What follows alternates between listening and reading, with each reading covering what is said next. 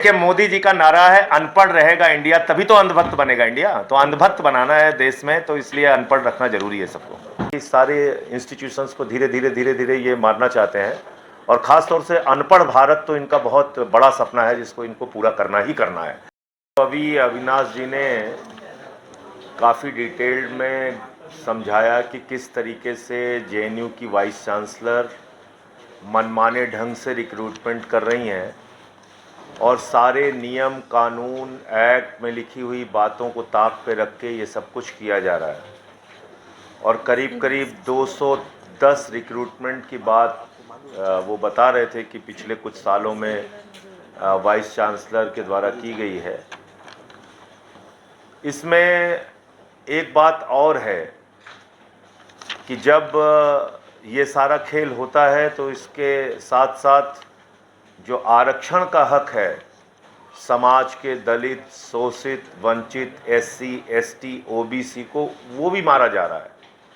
जब आप एनएफएस करके मनमाने ढंग से अपने लोगों को रिक्रूट करना चाहेंगे तो उसमें ये जो रिजर्वेशन है वो भी कहीं ना कहीं आप उसका भी घपला करते हैं, उसको भी मारते हैं। और ये बड़े पैमाने पर पूरे देश के विश्वविद्यालयों में हो रहा है। उसका भी एक हम लोगों ने पार्लियामेंट में पूछा था, वो जवाब मेरे पास है, मैं वो आपको दे दूंगा।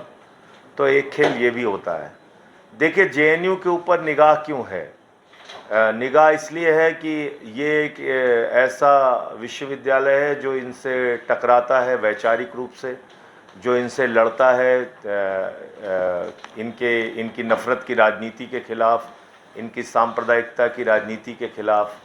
और अख्तर साहब ने ठीक कहा कि सारे इंस्टीट्यूशंस को धीरे धीरे ये मारना चाहते हैं, और ख़ास तौर से अनपढ़ भारत तो इनका बहुत बड़ा सपना है, जिसको इनको पूरा करना ही करना है।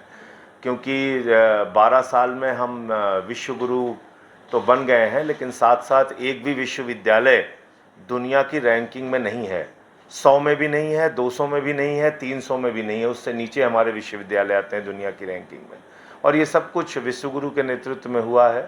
तो एक अनपढ़ भारत बनाने का, एक नफ़रत भरा माहौल बनाने का भारत तभी बनेगा, और वो सपना तभी भारतीय जनता पार्टी की सरकार का पूरा होगा जब विश्वविद्यालयों में ऐसे वीसी बैठेंगे, जब ऐसे रिक्रूटमेंट्स होंगे जो उनके मन मुताबिक हैं, जब ऐसे विश्वविद्यालयों से वो अपना आरएसएस का एजेंडा चला। तो शाखा वाखा भी लगने लगी है आप लोगों के यहाँ, तो ये सब जब चल पाएगा तो इसके कारण से ये है।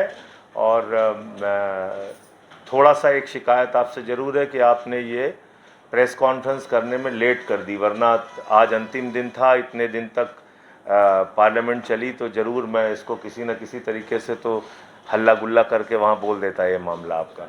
कोई बात नहीं, इसमें जो भी पत्र लिखने की ज़रूरत होगी, कहीं आपके साथ आंदोलन करने की ज़रूरत होगी, और कहीं इसको जब अगला सत्र होगा उसमें संसद में उठाने की ज़रूरत होगी, मैं पूरी तरीके से आपके साथ हूं और आपकी मांगों का मैं समर्थन करता हूं। जो भी जैसे भी आप मुझे इसमें मेरा उपयोग करना चाहेंगे, मैं हाजिर हूँ। कि मोदी जी का नारा है अनपढ़ रहेगा इंडिया, तभी तो अंधभक्त बनेगा इंडिया। तो अंधभक्त बनाना है देश में, तो इसलिए अनपढ़ रखना जरूरी है सबको।